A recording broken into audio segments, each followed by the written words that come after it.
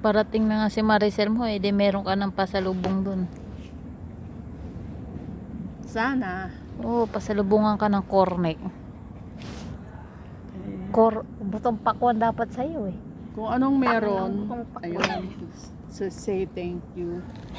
Ang butong pakwan, kaya lang Ayaw. ako sa pag... Ayaw mo ba nun? Butong pakwan.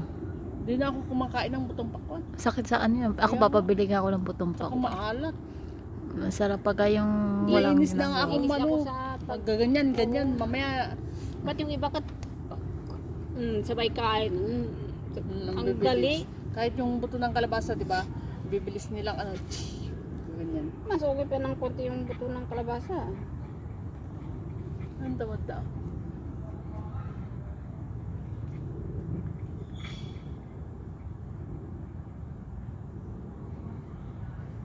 Ano bang lahi ito?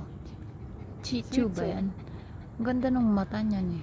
Yung mata ang ano, Hmm. ang ganda ng ano ng face niya. Hmm. Yung pagka-round at saka yung mata talaga ang ano. Parang lagi nangungusap.